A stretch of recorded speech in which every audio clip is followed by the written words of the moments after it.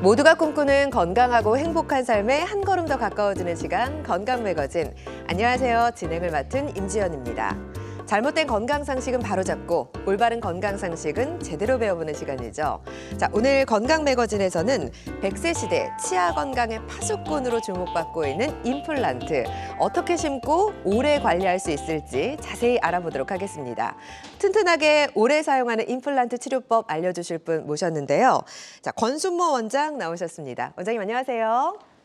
안녕하십니까. 통합치의학과 전문의 권순모입니다. 네. 코로나 시국에 마스크를 벗고 입을 벌려야 하는 치과에 가기가 더욱 어려우셨을 텐데 그렇죠. 오늘 여러분께서 평소에 궁금하시던 내용 관련하여 조금이나마 도움 드릴 수 있는 시간 되었으면 좋겠습니다. 네, 잘 부탁드립니다. 네. 자, 지금부터 임플란트 치료와 관련한 고민과 궁금증도 함께 해결해 보도록 하겠습니다. 궁금한 사항이 있으시면 주저 말고 연락 주세요. 02-6677-0012번으로 전화 주시면 원장님께서 친절하게 상담해 드릴 거고 또 샵 8181 누르고 문자로도 참여가 가능합니다. 여러분의 건강 상담 생방송이 진행되는 동안 함께 해드리도록 하겠습니다. 자, 여러분의 많은 관심과 참여 기다리면서 힘차게 출발할게요. 치과 치료 망설이는 이유, 이것 때문인가요? 병원만 봐도 가슴이 두근두근, 치과 공포증. 일하느라 24시간이 모자라 치료 기간. 아파도 참을 수밖에, 팍팍한 주머니 사정. 미루면 전신 건강 위협할 수 있는 치과 치료.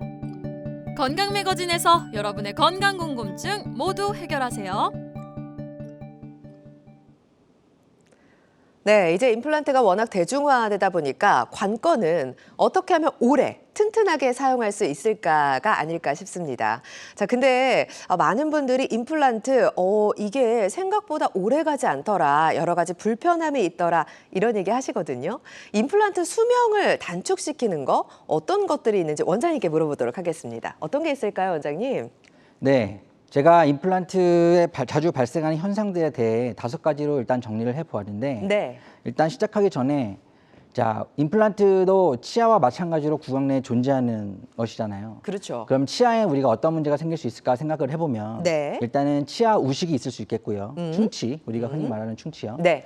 그다음에 이가 깨지거나 흔들릴 때 치과를 가죠. 그다음에 염증이 생기는 치주염이 발생했을 때도 우리가 치과에 갑니다. 그렇죠. 임플란트도 크게 다르지 않은데요. 네. 일단 임플란트는 세라믹과 금속으로 돼 있는 재질이다 보니까 우식이 발생하지는 않습니다. 네. 그리고 이제 뭐 흔들림이나 파절들도 사실 조금 치아에 생기는 것보다 그렇게 흔하게 발생하지는 않고요. 네.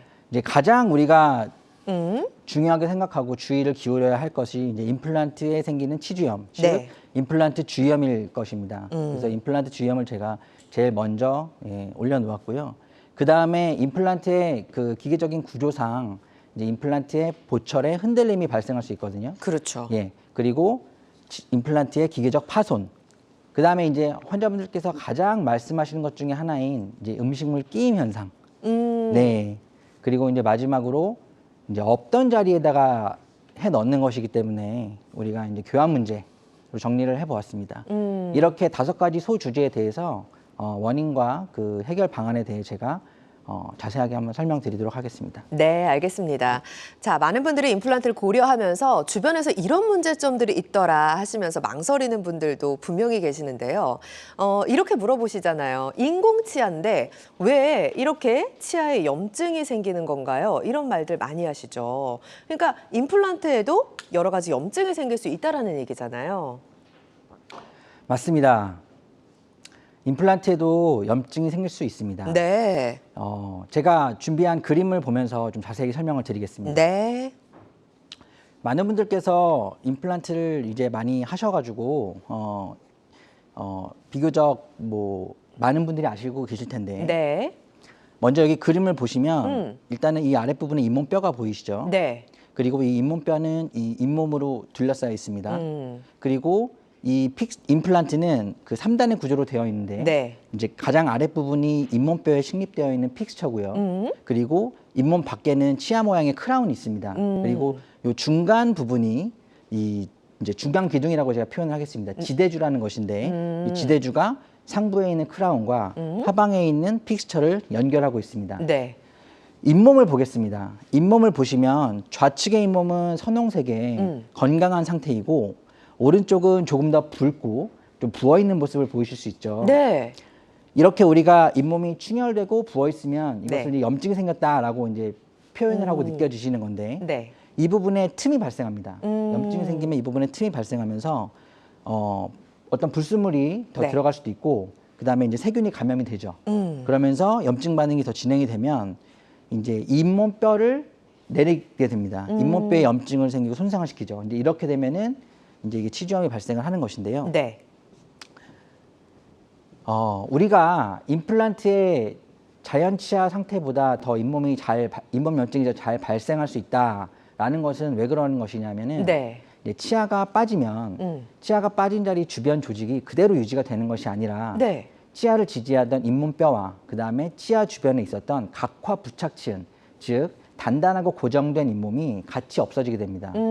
이렇게 단단하고 고정되어 있던 잇몸이 없어지면서 점막화가 되면 네. 이 점막은 좀 더 연하고 당겨지면 움직이거든요. 그렇기 때문에 여기에 부착이 파괴가 되고 이것이 염증의 원인이 될 수 있습니다. 네. 그래서 임플란트 주위 점막염에서부터 시작돼서 이것이 치주염으로 발전을 하는 것입니다. 원장님 각화 부착 치은 소실 이렇게 말씀해 주셨는데 네. 사실 저희가 이해하기가 좀 쉽지 않아서 맞습니다. 어느 부분인지 사진으로 좀 알려주실래요? 사실 이 네. 부분에서 제가 사진 2장을 준비를 해보았습니다. 네. 좌측의 사진은 그 아래 어금니 쪽에 임플란트로 수복을 해놓으신 분의 사진입니다. 치아가 상실되고 나서 네. 상당 시간 후에 임플란트 수복을 하셔서 여기에 보시면 그 잇몸뼈가 많이 위축이 되었고 그 다음에 치아 주변에 있었던 이 부분이 이제 각화 부착치은이거든요. 네. 각화 부착치은이 없어지고 아 이렇게 분홍색 부분을 말하는군요. 네, 맞습니다. 네. 건강한 분홍색의 단단하고 고정되어 있는 잇몸입니다. 예, 각화 부착치은이 없어지면서 이런 식으로 점막화가 되는 것이거든요. 네. 우측에 건강한 치아를 가지고 계시는 분의 사진과 비교를 해보면 어금니 쪽에 각화 부착치은이 건강하게 유지가 되고 있고 그 아래에 잇몸뼈도 풍요하게 유지가 되고 있는 것을 보실 수 있습니다. 네. 이제 우측의 사진과 좌측의 사진을 비교하시면 각화 부착치은이 어떤 것인지를 여러분께서도 아실 수 있을 것입니다. 네. 지금 이렇게 건강한 잇몸과 또 여러 가지 주위염이 발생한 잇몸을 보니까 이해가 확실히 되는데요. 이렇게 임플란트 주위에 여러 가지 염증이 발생했다면 좀 치료를 해줘야 될 것 같은데 어떤 방식으로 치료가 들어갈 수 있을까요, 원장님? 일단은 임플란트 주위염을 치료를 할 때 네. 우리가 가장 먼저 생각을 해줘야 될 것이 각화 부착치은, 아까 말씀드렸던 단단하고 고정된 잇몸을 적정한 두께로 회복을 시켜주던지 그렇죠. 아니면 다른 부위에서 떼어내어 이식하는 방법으로 거기를 재형성시켜주면 임플란트 주위염을 예방하는 큰 효과가 있습니다. 네네. 심지어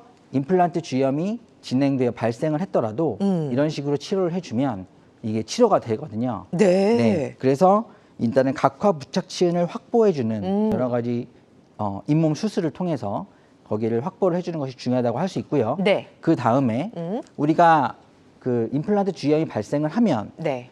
보통은 이제 보철물을 풀고 치료를 한 후에 이제 다시 보철물을 제작을 해주는 경우가 있는데 이때는 기존에 뭐 만약에 기성 지대주를 썼다 그러면은 그것을 다시 쓰지 않고 조금 더 그 맞춤 지대주를 제작을 해서 그 임플란트와 주변의 잇몸에 부착을 증진시켜주는 방법이 필요하다. 그 아까 제가 네. 여기서 보시면 사실 잇몸과의 그 염증을 일으키는데 여기 틈이 발생하지 않으면 좋다라고 말씀드렸지 않습니까? 네네. 잇몸과 맞닿는 부분이 사실은 여기에 있는 이 중간 기둥 부분이거든요. 지대주. 네, 지대주 부분이 조금 더 잇몸과 잘 맞게끔 제작이 되면 오. 네, 우리가 왜 못도 기성복이 있고 맞춤복이 입지 않습니까? 그렇죠. 그래서 잇몸 모양에 꼭 들어맞도록 지대주를 제작을 해주면 잇몸 염증을 예방을 하거나 치료를 할 수 있습니다. 네네. 그리고 조기에 문제를 발견하고 해결하는 것이 아무래도 가장 중요할 것이기 때문에 정기적인 치과 검진이 필요하겠고요.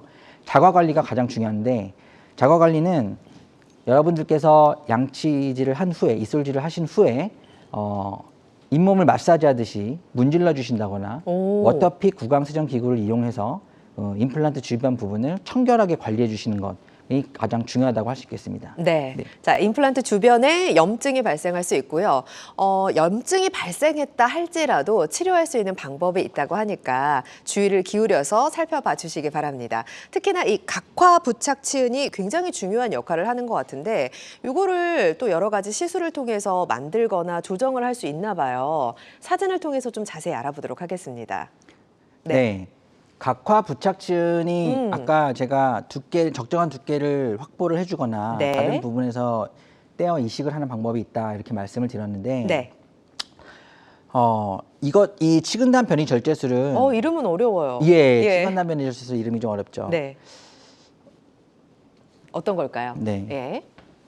이 수술은 비교적 간단하게 할 수 있어요. 오. 네. 임플란트를 식립을 하고 네. 그다음에 진행되는 과정 중에 간단한 절개와 봉합만으로도 진행할 수가 있고 네. 임플란트 주변에 염증이 생겼을 때도 임플란트 모처를 제거를 한 후에 일정 시간 후에 간단하게 절개 및 봉합만으로도 진행할 수 있는 간단한 수술이라 제가 좀 소개를 해드리겠습니다. 네. 여기 보시면 치아가 상실된 부위에 잇몸뼈가 그 약간 위축이 되고 네. 그죠? 여기에 있던 그 건강한 각화 부착 치은이 없어지면서 점막이 위에까지 올라온 것을 그렇군요. 보여줄 수 있습니다. 예. 네. 그래서 이거를 간단한 절개와 봉합만으로 이 바깥쪽에 그래서 만약에 저 부위에 임플란트가 위치를 한다 그러면 임플란트 바깥쪽이 바로 점막이 닿아 있기 때문에 그쵸. 그쪽이 염증이 잘 생길 수가 있거든요. 네. 그래서 이제 이 부분에다가 임플란트 들어갈 위치 바깥쪽에 이런 식으로 보이시죠? 선홍색의 건강한 네. 각화 부착 치은을 위치를 시켜주면 이것이 임플란트 주변을 보호하는 역할을 해줄 수 있다 이거죠. 그래서 치근단 변이 절제술이다 이게 무슨 뜻이냐면 이 상부에 있던 잇몸을 약간 치아의 뿌리 쪽, 그러니까 아래쪽으로 내려준다라는 뜻이에요. 그래서 치근단으로 위치를 바꿔주는 절제술이다. 그래서 그렇게 어렵지 않습니다. 네. 다음 사진도 볼게요. 역시 마찬가지로 오. 치아가 상실된 자리에 그 점막이 위에까지 이렇게 올라와 있는 모습을 보실 수 있는데, 네. 여기에 바로 이제 임플란트가 이제 갈 것이잖아요. 네. 가면은 바로 바깥쪽에 점막이 위치하면 거기가 염증이 잘 생길 수가 있습니다. 그래서 절개하고 봉합하고 각화 부착 치은을 아래쪽으로 위치를 시켜주면서 임플란트가 들어갈 자리 바깥쪽 부분에 단단한 잇몸을 형성을 시켜주면 임플란트 주위염을 예방하는 효과가 있을 수 있겠습니다. 알겠습니다. 자, 권순모 원장과 임플란트 튼튼하게 오래 사용하려면 이라는 주제로 함께하고 있습니다. 임플란트에 대해서 여러 가지 궁금한 점 많으시죠? 전화 주시기 바랍니다. 02-6677-0012번 열어놓고 기다리고 있고요. 샵 8181 누르고 문자로도 참여가 가능합니다. 자, 지금 임플란트에 대해서 알아보고 있는데 여러 가지 주위염이 발생할 수 있다고 말씀을 하셨어요. 근데 그중에 하나의 해결법으로 맞춤 지대주라는 말씀을 하셨거든요. 몸도 우리 옷에 맞게 또 맞춤복을 말씀을 해주셨잖아요. 네네. 원장님 지금 그러면 기성복이에요, 맞춤복이에요? 저는 기성복입니다. 약간의 수선을 했죠. 네, 그래서 자기 몸에 맞게 이제 조정을 해서 입으셨잖아요. 네네. 이런 지대주도 맞게 조정을 할 수가 있나 봐요. 네. 네. 제가 또 도해를 하나 준비를 했는데요. 네. 뭐 기성지대주라고 해서 꼭 나쁘다는 것이 아닙니다. 하지만 이렇게 예를 들어서 좌우, 보철물의 좌우에 잇몸이 비교적 평평한 부분에는 이렇게 우리가 기존에 만들어진, 규격대로 있겠죠. 만들어진 이런 지대주를 사용을 해도 되지만 이렇게 예를 들어서 좌우의 편차가 다른, 높이가 다른 이런 부분에는 기성 지대주를 쓰게 되면 낮은 쪽에 맞출 수도 없고 높은 쪽에 맞출 수도 없고 어느 한쪽에 맞춰도 틈이 발생할 수밖에 없거든요. 그렇기 때문에 이렇게 높낮이가 다를 때는 이런 맞춤 지대주를 특별히 제작을 해서 우리가 쓰게 되면 조금 더 잇몸과 꼭 맞게끔 그래서 틈이 없게끔 그래서 임플란트 주염이 덜 발생하게끔 할 수 있다는 것이죠. 좋은 방법이네요. 네. 사람마다 체형이 다 다르듯이 잇몸의 모양이나 형태도 다르니까 맞춤 지대주를 사용한다면 좀 도움을 받아보실 수 있을 것 같습니다. 네. 환자마다 치료 효과는 달라질 수가 있습니다. 자, 원장님 그리고 임플란트 그 흔들림 현상도 좀 겪는 고객들이 많다라고 하던데요. 흔들리다가 혹시 빠져버릴 수도 있을까요? 네, 오. 맞습니다. 그 임플란트가 흔들린다라고 하면 네. 우선 그 아까 제가 말씀드렸던 임플란트가 잇몸뼈에 고정된 픽스처 부분, 뼈에 고정된 픽스처 부분에 문제가 있는 것인지 아니면 이 상부 보철물 쪽에 문제가 있는 것인지를 먼저 확인을 해보아야 할 텐데 네. 제가 도해를 또 준비했습니다. 네. 임플란트라는 것은 아까도 잠깐 설명드렸듯이 이렇게 부분이 이렇게 나누어져 있습니다. 그래서 이 뼈에 심어져 있는 픽스처 부분이 있고요. 네. 그다음에 그 잇몸 밖에 치아 모양의 크라운이 있고요. 그다음에 여기 아까 말씀드린 이 중간 기둥, 지대주라는 게 있고요. 예. 그다음에 이 중간 기둥은 픽스처 안으로 쏙 들어가는데 여기에 하부에 연결 부분이 있고 그다음에 그것을 이 미니스크류가 이제 고정을 시켜주는 것이죠. 우리가 이거를 잠궈서 이것이 이제 빠지지 않도록 해주는 것인데 네. 우리가 보통 임플란트 보철이 흔들린다라고 하면 이 미니스크류가 고정시켜놨던 미니스크류가 풀어지는 경우, 그래서 흔들리는 경우, 그래서 상부 보철물이 껐덕껐덕하는 느낌이 나는 것을 우리가 보통은 이제 임플란트 보철이 흔들리는 현상이다 이렇게 하는 것이죠. 네. 자, 이유를 좀 설명드리겠습니다. 네. 원인이 어떤 것이 있냐 하면 일단은 보철물이 픽스처와 부정확하게 결합된 경우가 있을 수 그렇죠. 있습니다. 네. 애초에 조금 뭐 인상을 잘못 떴다든지 기공 과정의 오차를 통해서 정확하게 제작되지 않아서 체결 자체가 부정확하게 된 것이고요.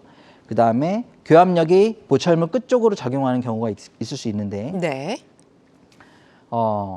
아까 픽스처의 가운데 부분으로 우리가 이 스크류가 체결이 돼 있지 않습니까? 네. 그런데 교합력이 이 치아의 양 끝단 쪽으로 작용을 하게 되면 마치 시설을 타듯이 아, 그렇죠. 보철물이 껐덕거릴 수가 있거든요. 덜그덕거리겠죠. 그래서 이 교합력을 임플란트의 그 힘을 받아주는 센터 부분으로 잡아주는 것이 굉장히 중요해요. 그렇죠. 네, 양쪽으로 이렇게 치우치지 않게 편중되지 않도록 하는 것이. 그 다음에 본연의 역할보다 더 큰 역할을 맡게 된 경우, 이건 무슨 뜻이냐면 네. 어금니가 2개가 빠졌습니다. 그런데 환자분들이 뭐 여러 가지 사정상 임플란트는 하나만 해서 쓰시는 분도 계실 수 있잖아요. 그럼요. 그러면은 어금니가 2개가 받아야 될 부분을 임플란트가 하나로 받다 보면 아. 굉장히 잘 풀립니다. 네. 예. 아무래도 과부하가 되겠죠. 맞습니다. 정확하게 말씀하셨는데 과부하. 네. 그래서 임플란트가 자기가 맡은 역할보다 더 큰 역할을 하게 되면 과부하가 걸려서 흔들리거나 아니면 이후에 바로 나올 임플란트의 파절, 이렇게 부러지는 현상도 자주 발생하거든요. 네. 네, 그런 것이 또 있을 수가 있겠습니다. 네, 또 있을까요? 네. 네. 그리고 이제 임플란트는 이 픽스처의 굵기 자체가 우리의 자연 치아인 어금니보다는 직경이 많이 작습니다. 그래서 그 단단한 음식이나 질긴 음식을 빈번히 조작하는 경우에는 이제 비교적 이렇게 상부 보철물의 흔들림 현상이 자주 발생할 수 있고요. 네. 보철물의 교두가 높아. 이 교두라는 것은 무엇이냐면은 치아가 이제 이렇게 위로 뾰족하게 올라온 부분이 있지 않습니까? 그 부분이 너무 높게 제작돼서 우리가 옆으로 음식을 이렇게 옆으로 틀어서 물 때 그 부분이 많이 걸리게 되면 아까 왜 제가 양쪽으로 편중되는 힘이 발생할 때 껐덕거릴 수 있다고 말씀드렸잖아요. 마찬가지로 옆으로 걸리게 되면 측방 압력이 강하게 작용한다 이렇게 저희가 표현을 하는데 네. 그러면은 또 보철물이 흔들릴 수 있고요. 그렇죠. 대부분 싱글 임플란트에서 발생한다. 싱글 임플란트? 네, 이것은 뭘까요? 무슨 뜻이냐면 예. 임플란트가 이제 한 개만 존재하는 경우 있지 않습니까? 그러니까 인접한 2개가 임플란트가 돼서 우리가 그것을 연결되어 제작한 경우는 사실 보철물 흔들림 현상이 거의 발생하지 않는데 네. 자연 치아 중간에 있다든지 아니면 맨 끝쪽에 혼자만 임플란트가 있는 경우에는 풀림 현상이 다소 빈번하게 발생합니다. 네, 알겠습니다. 네. 자, 이렇게 보철 흔들림의 원인을 살펴보니까 우리가 할 수 있는 거는 좀 딱딱한 음식이나 질긴 음식을 피하는 거, 이 정도는 해볼 수가 있겠는데 미리 선생님께서 조금 보철 흔들림을 막을 수 있는 여러 가지 방법이나 시술 같은 거를 좀 제안해 주시면 어떨까 싶어요.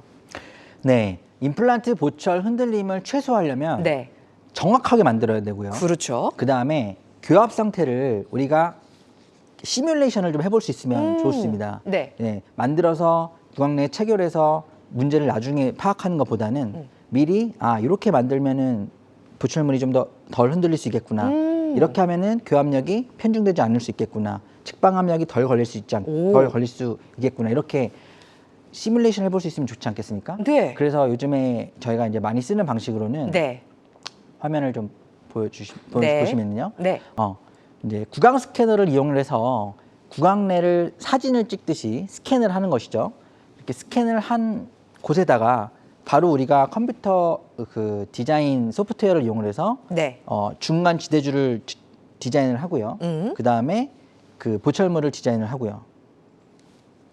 옆에서 본 모습인데요. 네. 이런 식으로 디자인을 해서 우리가 어떤 중간 과정 없이, 중간 과정이라고 하면은 이제 본을 뜨는 과정, 그다음에 기공 과정, 이런 중간 과정 없이 보철물을 제작을 할 수가 있는데, 와. 이렇게 되면은 중간 과정에서 생기는 각각의 오차들이 있지 않습니까? 그렇죠. 그것이 줄어들게 되고, 또한 이제 컴퓨터상에서 저희가 교합도 시뮬레이션을 해볼 수가 있기 때문에 네, 우리가 보철이 흔들림이 발생하는 그런 문제들을 조금 더 예측해서 줄일 수 있는 것이죠. 네, 그래서 요즘 이런 방식을 많이 쓰고 있습니다. 그렇군요. 이런 시뮬레이션을 통해서 여러 가지 부작용의 위험을 낮출 수 있다고 합니다. 부작용은 낮추고 수명은 늘리는 데 도움이 되는 임플란트 치료법 알아보고 있거든요. 궁금한 사항이 있다면 연락 주시기 바랍니다. 02-6677-0012번으로 전화 주시면 상담해 드릴 거고요. 아니면 문자로 샵 8181 누르고 궁금증 적어서 보내주셔도 가능합니다. 지금 많은 분들이 참여를 해주고 계신데 어떤 점이 궁금한지 살펴보도록 하겠습니다. 자, 첫 번째는 50대 시청자분의 문인데요. 임플란트 주위의 잇몸 색깔이 진한 붉은색으로 변한 이유를 궁금해하셨고, 또 60대 어머님은 10년 전에 한 임플란트가 갑자기 흔들리더니 빠졌다고 하시네요. 70대 어머님, 당뇨 합병증으로 잇몸이 안 좋은데 임플란트 치료가 가능한지 문의를 해주셨습니다. 마지막에 당뇨 합병증에 대한 답변을 좀 해주시죠. 아무래도 나이가 많으시면 여러 가지 지병이 있는 경우가 있잖아요. 가능할까요? 네. 특히 이 당뇨 합병증 때문에 네. 당뇨 합병증은 치주염을 굉장히 조금 급진적으로 일으키거든요. 그리고 이제 가벼운 치은염에서부터 시작되다가 네. 이 당뇨가 있으신 분들은 치주염으로 발전되는 속도가 좀 빠릅니다. 그래서 저희 병원에도 이렇게 당뇨 합병증 때문에 조기에 치아가 상실돼서 오시는 분들이 많은데 네. 당뇨 합병증은 임플란트를 사실 시술하는 금기사항은 절대 아니에요. 네. 당뇨 합병증이 있다 하셔더라도 일단은 다행이네요. 지금 현재 뭐 약을 드시거나 내과 검진을 받으시면서 당 수치가 어느 정도로 유지가 된다고 하시면 임플란트를 하시고 그 다음에 이후에도 크게 문제가 되지 않습니다. 네, 너무 걱정하지 마시고 치과 의사와 충분한 상담 후에 치료를 결정하셔도 괜찮을 것 같습니다. 네. 원장님 말씀 듣고 보니까 조금 안심이 되는 것 같습니다. 너무 걱정하지 마시고 전문의와 상담해 보시기 바랍니다.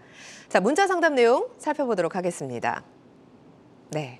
자, 많은 분들이 연락을 주고 계신데 50대 남성분의 사연인데요. 2달 전 왼쪽 위 어금니 앞 왼쪽 위 어금니 앞니를 상악동 거상술로 뼈 이식 후 임플란트를 했는데 고개를 숙이면 왼쪽 콧구멍에서 약물이 뚝뚝 떨어지기도 하고 냄새도 납니다. 임플란트가 잘못 시술된 건가요? 걱정되시겠어요. 고개를 안 숙일 수도 없잖아요. 이거 네네. 어떻게 된 거예요? 저 상악동 거상술을 네. 받으셨다고 말씀하셨는데 네. 자, 상악동 거상술이라는 것은 정확한 표현은 상악동 막 거상술입니다. 상악동이라는 것은 우리가 이제 코가 있지 않습니까? 네. 코 옆쪽에 이제 우리 그 두개골 안쪽에 그 부비동이 여러 가지가 있는데 그 중에 하나가 이제 상악동인데요.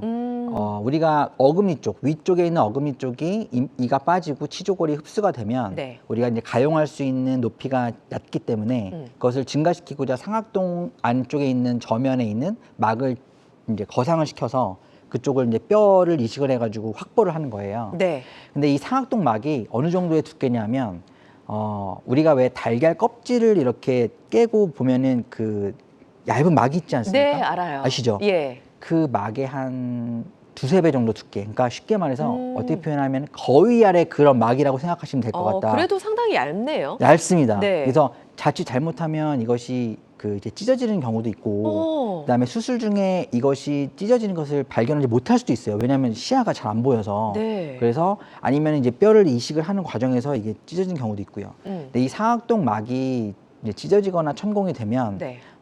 상악동 안에 이제 염증이 좀 발생을 할 수가 있어요. 그래서 우선 그 이비인후과를 내원을 하셔서 네. 이 상악동 그 뼈를 이식한 부분 위쪽에 발생한 그 염증을 조금 상악동 세척술이 네. 있거든요. 이걸로 해서 조금 증상을 좀 감소시킬 수 있는지를 우선 좀 확인을 해보셔서 치료를 받으시고 그것이 만약에 좀 불가능하다라고 한 경우에는 네. 픽처를 좀 제거를 하고 다시 해야 돼요? 네, 좀 수술을 다시 하시는 게 또 이후를 위해서도 좋을 수 있기 때문에 우선은 이비인후과를 먼저 좀 방문을 하셔서 좀 진찰을 받아보시는 것이 좋겠습니다. 선생님, 근데 사실 상악동이라는 공간이 필요한 공간이 아닐까라는 생각이 드는데 네. 그거를 들어 올리기도 하고 네. 그러면 좁아질 수도 있고 맞습니다. 또 찢어진다면 네. 문제는 없나요? 문제가 있죠. 예. 사실 근데 상악동의 전체 볼륨에 비해서 저희가 그 임플란트를 심기에 거상시키는 공간이 뭐 약 10% 정도밖에 되지 않기 때문에 간혹가다 어떤 분은 상악동막 거상술을 하신 이후에 뭐 약간 목소리가 달라졌다. 왜냐하면 우리가 이 공명 형상을 통해서 그렇죠. 소리가 나오지 않습니까? 네. 근데 이 부피가 달라지니까 목소리가 약간은- 달라졌다라고 말씀하시는 분도 계세요. 네. 근데 어금니 임플란트를 하기 위해서 상악동막 거상술은 비교적 굉장히 예후가 좋고 그다음에 우리가 상악동막 거상술은 쉽게 말해서 위쪽 천장을 올린다는 것인데 네. 이것을 아래쪽으로 더 증가시키는 건 훨씬 어렵거든요. 오. 네. 그렇기 때문에 상악동막 거상술을 어떻게 보면은 저희도 여러 가지 어떤 부작용, 합병증 이런 것들을 예측하면서도 하는 것인데 예. 비교적 여러분들께서 생각하시는 것보다 상악동막이 그렇게 찢어지거나 뭐 성공되는 게 그렇게 많이 생기진 않습니다. 네네. 특히 이제 숙련된 치과의사 선생님들께서는 성공률이 그렇죠. 굉장히 또 높게 가져가시고 계신 부분이니까 네. 너무 걱정하지 마시고 네, 예후가 상당히 나쁘지 않다 이런 것 그런 거 저희가 말씀드리고 싶네요. 알겠습니다. 자, 일단은 이비인후과를 들러서 전문의와 상담을 해보시기 바랍니다.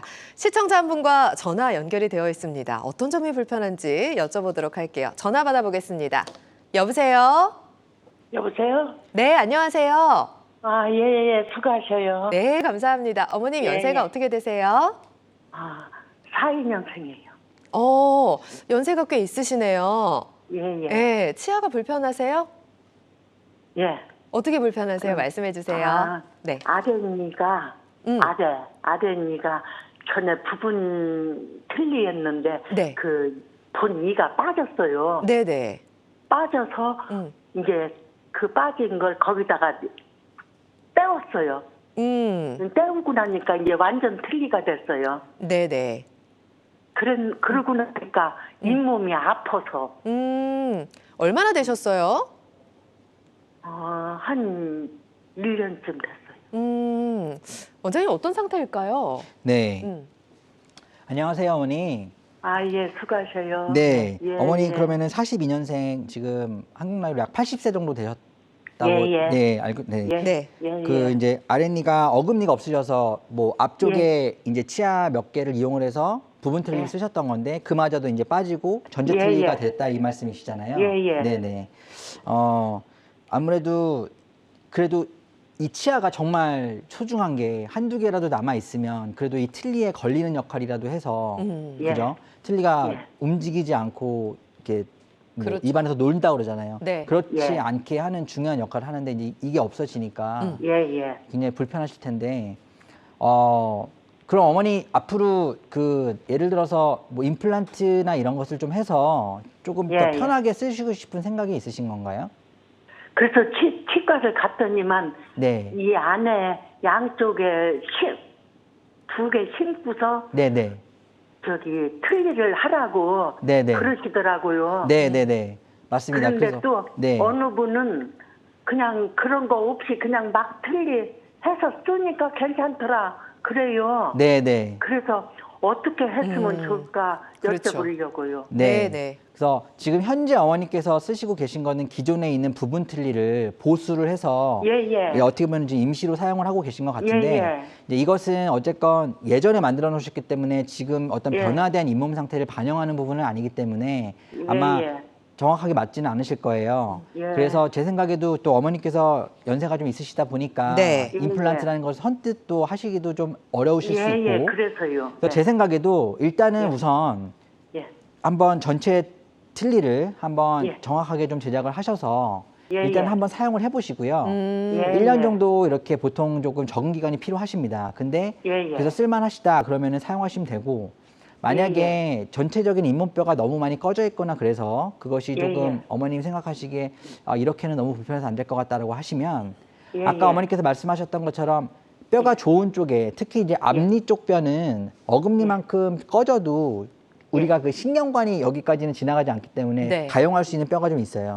그래서 예. 앞쪽에만 2개만 임플란트를 심어서 우리가 예. 마치 옷에 똑딱이가 있는 것처럼 이렇게 똑딱이 그런 부품을 연결해가지고 틀니를 예. 이렇게 고정을 시킬 수가 있거든요. 아. 네. 예, 예. 그래서 이게 항상 고정이 되어 있는 건 아니지만 내가 원할 때 끼고 예, 또 예. 이제 뺄 때는 뺄 수 있고, 오. 그러니까 안에서 놀지가 않아요. 네. 네, 그렇게 해서 쓸 수 있는 임플란트 틀니가 있기 때문에 예, 예. 일단은 제 생각에도 어머님께서 일단은 틀니를, 전체 틀니를 한번 만들어서 상당 한번 사용을 해보시고, 왜냐하면은 그 전체 예. 틀니로 다시 틀니를 만들 필요 없이 예. 수정이 됩니다. 네, 네. 임플란트를 심고 나서 그 부품만 연결을 할 수가 있어요. 오. 네, 그러니까 일단은 네. 임플란트 틀니 먼저 제작을 일단 해보시고, 네. 이제 예, 그것이 예. 불편하다 그러면 한 2개 정도만 심으시면 충분히 가능하니까. 이 예. 악음니로 심는 것보다 앞니로 심는 게 나서요? 어금니에 심으면 2개만으로는 안 돼요. 예. 어금니에 심으면 2개만 이렇게 심으면은 예. 그 틀니가 이렇게 예, 예. 꺼떡꺼떡거립니다. 예, 그래서 예. 그거는 안 되고 앞니 예, 쪽에다가 예. 심어야 되거든요. 예. 아이고, 2개만 예, 심어야 예. 되면 앞니 쪽에다 심으셔야 되는데, 아, 물론 예. 또 의사 선생님마다 조금 다른 예. 진단을 내실 수 있으니까 그건 참고하셔 예. 주시면 감사하겠습니다. 네. 아이고, 예, 예. 잘 알았어요. 네. 네, 고맙습니다. 자, 원장님 말씀 참고하셔서 하루빨리 불편함 해결하시기 바랍니다. 어머님 전화 주셔서 고맙습니다. 자, 내용 살펴보겠습니다. 권순모 원장과 임플란트에 대해서 알아보고 있는데요. 자, 임플란트에 발생할 수 있는 여러 가지 문제점, 주의점도 말씀해 주셨고 또 흔들림도 말씀해 주셨는데 이 외에 또 다른 문제점들이 있을까요? 어떤 게 있어요, 원장님? 네. 그 왜 치아에도 파절이 일어날 수 있는 것처럼 그쵸. 임플란트에도 이제 파절이 일어날 수가 있습니다. 아. 임플란트의 그 위에 있는 보철물이 깨지고 이런 것은 이런 것도 있을 수 있지만 그것은 비교적 간단한 건데, 네. 이 임플란트에 뼈에 심어놨던 픽스처가 부러진다든가, 나사를 말씀하시는 거죠? 네. 그다음에 그 연결되어 있던 부품들이 파손이 되는 경우가 발생합니다. 네. 네. 사진을 한번 볼까요? 아, 그렇게 되면 좀 복잡해지겠어요. 네.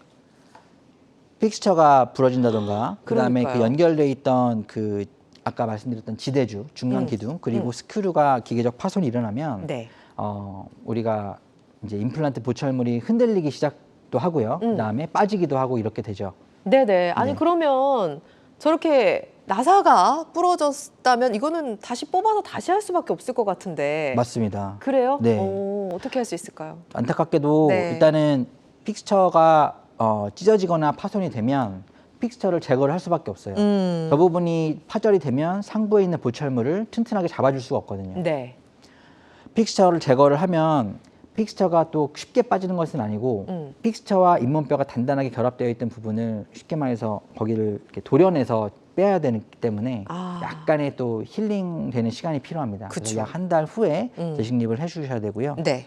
그다음에 그 픽스처와 그다음에 연결되어 있던 그 위에 지대주 있지 않습니까? 지대주 연결부, 그다음에 스크류가 파절된 경우에는 이것이 제거만 가능하다 그러면 제거하고 상부 보철물만 다시 시작을 하면 됩니다. 네. 하지만 제거가 불가능한 경우가 있습니다. 오. 왜 제거가 불가능하냐면은 네. 굉장히 작아요. 아. 이 부분이. 네네. 저희가 이제 구강 내에서 작업을 하는 거지 않습니까? 예, 안 보여요? 안 보이죠. 어. 안 보이기도 하고 이제 손으로는 느껴지는데, 네. 그리고 이것을 저희가 제거를 할 때 예. 함부로 할 수도 없어요. 왜냐하면 네. 함부로 하다 보면 픽스처에 또 손상이 되면 아, 픽스처를 그것까지 빼야 해야 되잖아요. 되니까. 예. 그러니까 굉장히 어려울 수 있지만 어쨌건 제거만 되면 괜찮은데, 만약에라도 너무 단단하게 박혀 있거나 그래서 제거 안 되면 픽스처를 통째로 빼야 됩니다. 그러면 또 이게 쉽지 않은 작업이 되고 환자분도 그렇고 저희도 그렇고 조금 어렵기 때문에 네, 가급적이면 일어나지 않도록 그러네요. 예방하는 것이 중요할 것 같아요. 이거는 잘 심어줘야 가능한 건가요? 아니면 뭐 잘못 사용해서 생길 수 있는 문제인가요? 잘 심어 아주 좋은 말씀 주셨는데, 네. 잘 심는 것이 중요한데, 잘 심는 게 어떤 거냐면은 예. 힘을 크게 받을 부위에는 적당한 두께의 임플란트 아하. 심어주는 것이 중요해요. 예. 예를 들어서 뼈가 좀 줄어들었다 그래서 어금니에다가 좀 작은 얇은 거. 임플란트를 심으면 네. 파절이 잘 일어납니다. 그렇겠네요. 그리고 아까도 말씀드렸지만 어금니가 2개가 빠졌는데 하나만 임플란트 심어서 사용하신다. 그러면 또 파절될 염려가 있거든요. 네. 그러니까 적당한 개수, 그다음에 적당한 크기의 임플란트를 수술을 해주셔야 되고요. 네. 그리고 환자분들도 사용을 하실 때 너무 강한 힘, 센 힘으로 아니면 내가 잘 때 이갈이를 한다 이런 어떤 습관이 있으신 분들은 그것도 조금 교정을 받으실 필요가 있습니다. 네. 그래서 자, 그리고 다음 문제를 살펴볼 텐데요. 아무래도 이제 음식이 낀다 이런 얘기도 많이 하시던데 원인부터 좀 알아보겠습니다. 네, 음식물 끼임 현상도 환자분들께서 가장 많이 말씀하시는 것 중에 하나입니다. 네. 우선 음식물 끼임 현상의 원인의 제일 첫 번째는 임플란트라는 것이 치아만큼 크지가 않습니다. 네. 그래서 치아와 치아 사이가 이렇게 생기는 그런 이 공간을 치간 공극이라고 하는데 이 치간 공극에 비해서 임플란트와 치아 사이에 생기는 치간 공극이 훨씬 넓어요. 그러니까 우리가 식사를 할 때 밥알 같은 것이 거기 남아있다. 이렇게 보통 표현을 하시는데 아. 그 치간 공극이 일단은 넓기 때문에 음식물이 좀 끼일 수 있고요. 네. 그다음에 인접면, 치아와 치아가 맞닿는 그 인접면이 정확하게 제작이 되지 않으면 또 우리가 왜 나물, 섬유질 이런 것이 낀다 이렇게 그렇죠. 말씀하시는데 잘 끼고요. 네. 그다음에 인접 치아가 흔들림이 있는 경우 이것은 뭐냐면 우리가 치아가 상실된 부위는 뭐 이가 썩어서 뺄 수도 있고 치점이 생겨서 뺄 수도 있지만 이제 치점이 생겨서 뺐었다라고 이제 우리가 생각을 해보면 네. 잇몸뼈가 내려가고 그 치아가 흔들리다가 이제 빠지잖아요. 그럼 그 치아만 흔들리냐? 그렇지 않고 그 주변 치아도 약해질 수 있다는 것이죠. 아. 그럼 주변 치아가 뭐 발치를 하고 임플란트를 할 정도는 아니지만 흔들림이 있을 경우에는 임플란트를 우리가 정확하게 만들어놨다 하더라도 아. 흔들리면서 음식물이 낄 수 있거든요. 네. 그 다음에 마지막으로는 치아의 근심이동. 이것은 누구에게나 평생에 걸쳐서 일어나는 것인데 우리가 조금 연세가 있으신 어르신들을 보면은 약간 앞니 쪽으로 치아가 약간 돌출됩니다. 그렇죠. 네, 그것이 누구에게나 일어날 수 있는 현상인데요. 어. 우리가 이제 어금니에다 임플란트를 해놨는데 네. 그 앞쪽에 있는 치아가 앞쪽으로 움직였다. 그러면 틈이 발생할 수 있잖아요. 그렇죠. 네, 그래서 이것은 단기간에 발생하는 건 아니지만 임플란트를 하고 나서 꽤 오랜 시간, 뭐 예를 들어서 3, 4년 후에 이렇게 저희가 정기 검진을 와서 보시면 약간 느슨해져 있어요. 네, 그럼 저희가 거의 적절하게 또 이제 보수를 해줘야 되는 그런 상황이 생깁니다. 네. 자, 치료법도 연이어서 알아보도록 하겠습니다. 네. 어떻게 치료해야 될까요? 우선 그 넓을 수밖에 없는 치간 공극을 더 필요 이상으로 넓힐 필요는 없다는 것이죠. 그래서 우리가 아까 말씀드렸던 그 맞춤 지대주 제작으로 치간 공극을 좀 최소화할 수 있었으면 좋겠고요. 네. 그 다음에 인접면에 틈이 생기지 않도록 정확한 보철물을 제작하는 것이 또 중요하겠습니다. 네. 그리고 아까 흔들릴 수 있는 인접 치아들 그것들을 우리가 이제 맞닿을 때 보통 치아들이 흔들리니까요. 네, 거기를 교합을 조정을 해주어서 덜 흔들릴 수 있도록 조정을 해주는 것이 필요할 것이고, 그다음에 인접면에 틈이 발생했을 때는 보철물을 보수를 해줘야 되는데 중요한 것은 구강 내에서 보수를 할 수는 없어요. 그러니까 이거를 풀어낼 수 있는 방식으로, 즉 아까 말씀드렸던 미니스크류를 네. 우리가 바깥쪽에서 접근할 수 있는 방식으로. 그러려면은 치아의 교합면 위쪽에 구멍을 형성을 해줘야 됩니다. 아, 그렇겠다. 네. 그래서 이것을 우리가 풀어내어 그다음에 보수를 할 수 있는 방식으로 보철물을 제작하는 것이 중요하고요. 네. 마지막으로는 정기적인 임플란트 보철 검진. 그래서 저희는 보통 6개월 정도마다 이제 환자분들께 정기 검진을 오시라고 해가지고 이제 검진을 해드리는데 네. 이런 검진이 굉장히 필요합니다. 네, 알겠습니다. 시간 관계상 조금 빠르게 진행을 해보도록 하겠습니다. 자, 음식물 끼인 현상 외에도 또 어떤 불편함이 있는지 원장님께서 정리를 잘 해오셨네요. 설명해 주시죠. 마지막으로는 이제 네. 교합 문제인데요. 임플란트라는 것이 치아가 없던 자리에 상당 시간 후에나 이제 생기는 것이기 때문에 네. 보통은 짧게는 한두 달, 길게는 뭐 5개월, 6개월 이렇게 걸리지 않습니까? 그렇기 때문에 발생하는 문제라고 생각하셔도 무방합니다. 네. 일단은 잘 안 씹힌다 이런 문제가 있을 수 있어요. 이것은 비단 교합의 문제만은 아니고 우리가 그쪽을 사용하지 않던 부분이기 때문에 네. 턱 관절과 턱 근육을 사용하지 않지 않습니까?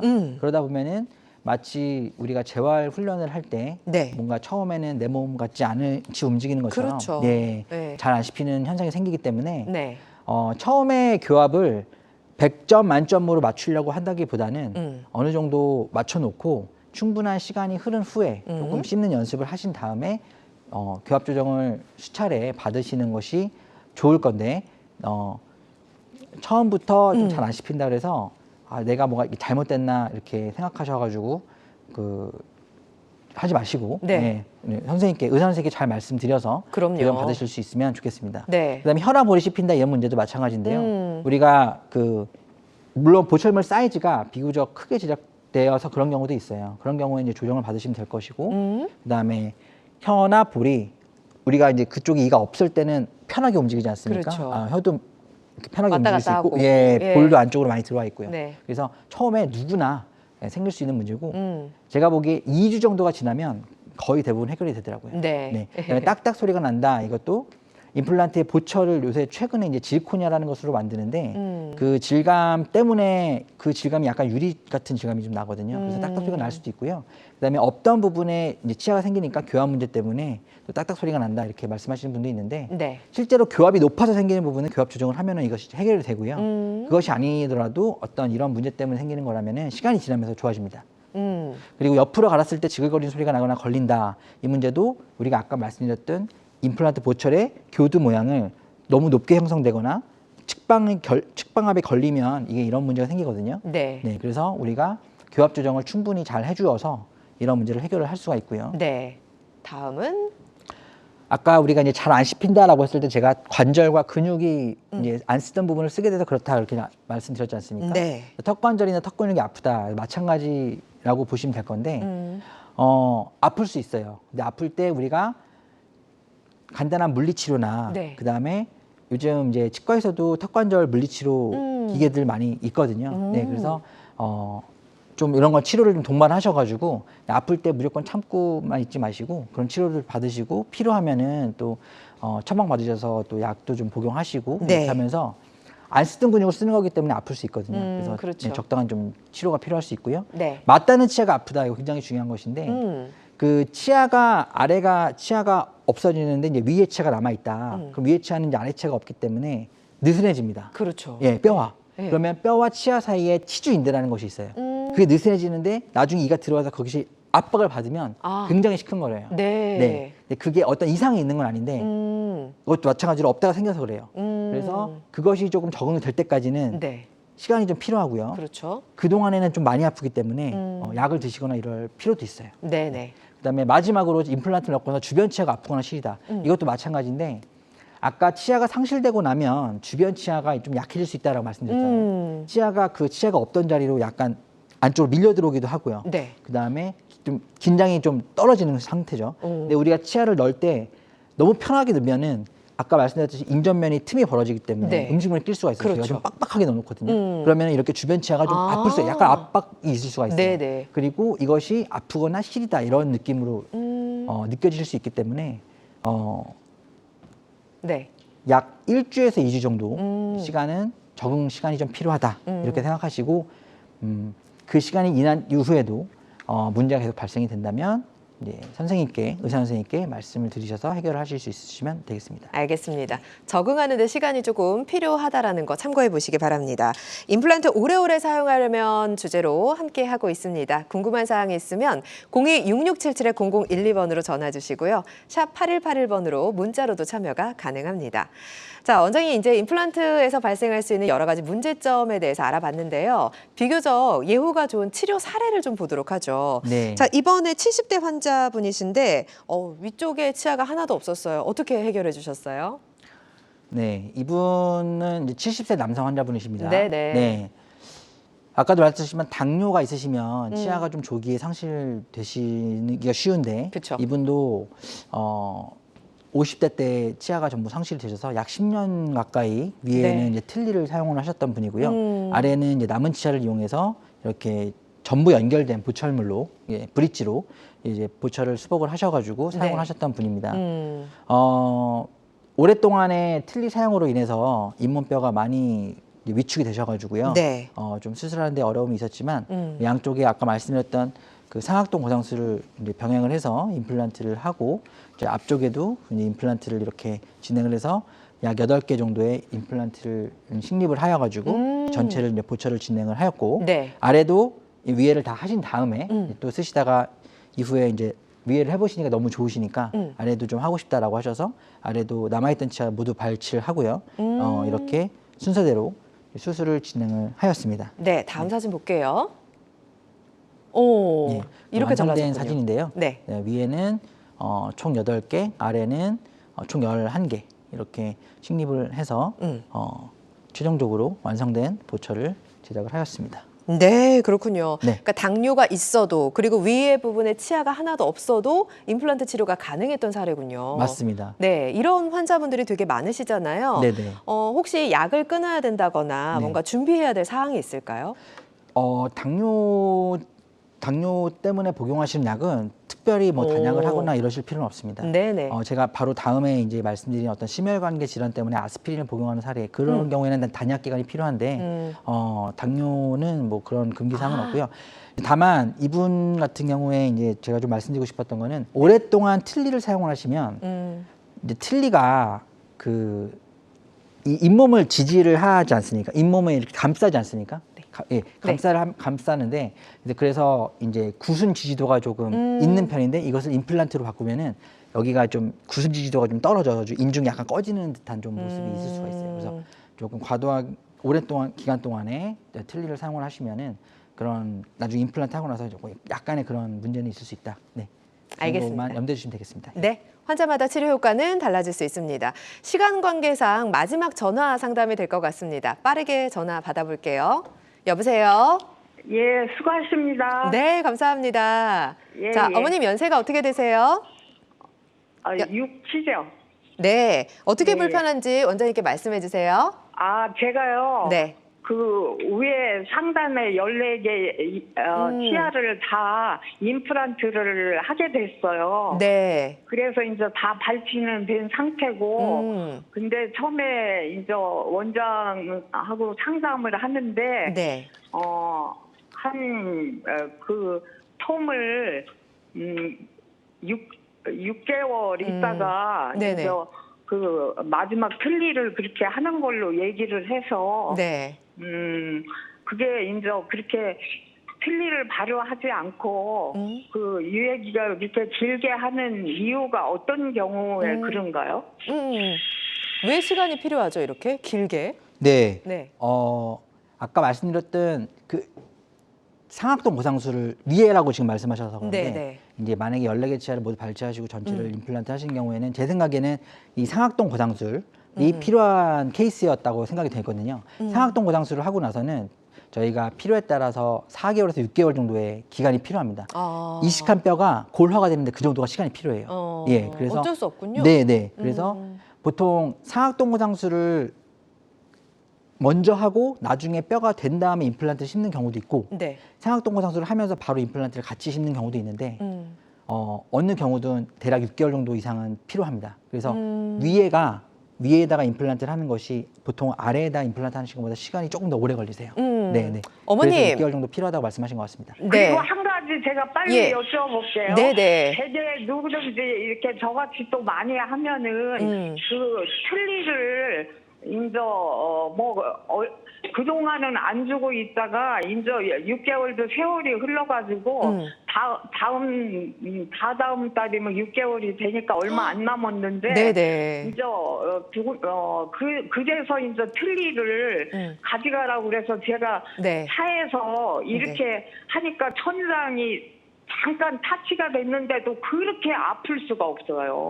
그래가지고 틀니를 이렇게 착용한다는 건 상상할 수 없을 정도로 그렇게 아파요. 예. 그래서 제가 거기 이제 강남이라 멀리 떨어져 있어가지고 다시 또 바꾼다고 해도 그렇게 되게 아픈 게 또 오면은 서로 못할 힘드니까. 일이고 예. 그래서 그 일을 안 하고 내가 그 유동식 음식을 계속 사 먹었는데 네. 그렇게 하는 게 낫나?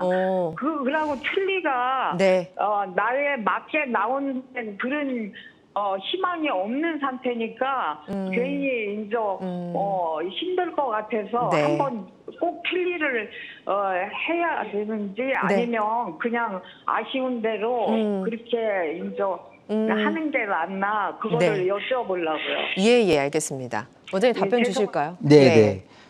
그러니까 사실 저희가 이제 임플란트 치아를 발치하고 나서 임플란트가 완성되기 전까지 이제 사용하실 수 있도록 이제 틀니를 제작을 해서 보통 드리는 이유는 네. 식사하시기에 너무 불편할까봐 이제 드리는 건데 그렇죠. 이제 지금 같은 경우에 이제 잇몸이 많이 퇴축되고 아까 말씀드렸지만 각화칠이 없어지면서 전부 점막화가 되고 하면 틀니가 이제 껴지고 그다음에 음식물을 씹는 압박감 때문에도 통증이 있을 수가 있으세요. 네. 근데 무리하게 틀니를 쓰시면 오히려 이제 틀니 때문에 그 점막염이 더 발생을 하기 때문에 제 생각에도 어머니께서 일단은 좀 부드러운 음식이나 유동식을 위주로 식사를 하시면 틀니를 그냥 가급적 빼놓으시는 게 나을 수도 있고요.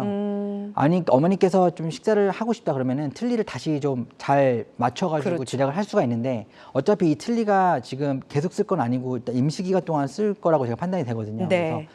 그래서 아니면은 지금 가지고 계신 틀니를 조금 수차례 좀 조정을 해서 맞춰 보는 것도 방법일 수 있습니다. 제 생각에는 어머니께서 크게 불편하지 않으시면은 틀니를 착용을 안 하시고 그냥 좀 부드러운 음식만 섭취하시면서 조금 기다려 보시는 게 좋을 것 같습니다. 네, 알겠습니다. 자, 원장님 말씀이 도움이 되셨기를 바랍니다. 원장님, 자, 마지막으로 임플란트 치료법 주의사항 있다면 좀 짧게 전달해 주시기 바랍니다. 네. 임플란트 수술을 만약에 하신 후에는 일단은 많은 이제 선생님들께서 담배 피지 마라, 그다음에 네, 술 드시지 마라 이렇게 말씀을 하실 거예요. 네. 담배 연기는 우리가 이제 흡연을 하게 되면 네. 아무래도 이제 잇몸의 힐링, 임플란트는 어쨌건 뼈와 임플란트의 그 픽스처가 결합이 돼야 되는 것이기 때문에 그쵸. 이게 힐링이 굉장히 중요하거든요. 그래서 흡연을 하시게 되면 임플란트가 뼈에 잘 붙지 않는다던가 아니면 그 위쪽에 이제 잇몸이 잘 닫히지 않는다던가 아니면 뼈 이식을 하는 경우에는 그 뼈가 이렇게 괴사가 되는 경우도 많이 있고요. 그렇기 때문에 담배는 절대 안 돼요. 술 임플란트를 하시고 나서 흡연하시는 거는 굉장히 위험하고 그다음에 음주는 사실 음주가 그 수술 부위에 아주 뭐 안 좋은 영향을 미친다 이런 건 아닌데 네. 저희가 이제 수술을 하고 나서 드시는 진통소염제가 있습니다. 진통소염제가 그 알코올 성분과 반응을 하게 되면 그 중간 대사 물질을 생성을 이제 좀 차단을 해가지고 두통이 굉장히 심해요. 우리가 왜 숙취 때문에 생긴 머리 아픈 네. 것처럼 약을 드시면 머리가 굉장히 아픕니다. 그렇기 때문에 그런 이유에서라도 음주는 좀 피하시는 게 좋을 것 같고요. 네. 그다음에 이제 수술 전에 환자분들께서 복용하시는 약물, 그다음에 기저질환 이런 것을 꼭 그 의사 선생님께 알려주셔야 되는데 이제 가장 대표적인 것이 우리가 심혈관계 질환 때문에 혈전 행성을 억제하는 네. 아스피린이 있겠는데 그 아스피린 같은 경우를 복용하시는 분은 단약 기간이 필요하기 때문에 의사 선생님께 꼭 말씀해 주십시오. 알겠습니다. 자, 모든 치료법에는 부작용이 따를 수 있으며 개인마다 치료 효과는 달라질 수 있습니다. 전문의와의 상담을 통해서 적절한 치료법을 찾는 게 가장 중요하겠죠. 자, 지금까지 권순모 원장과 임플란트에 대해서 알아봤습니다. 원장님 고맙습니다. 감사합니다. 자, 실시간 시청자 상담은 생방송 중에만 가능하다는 점 유념해 주시기 바랍니다. 여러분의 많은 관심과 참여 고맙습니다.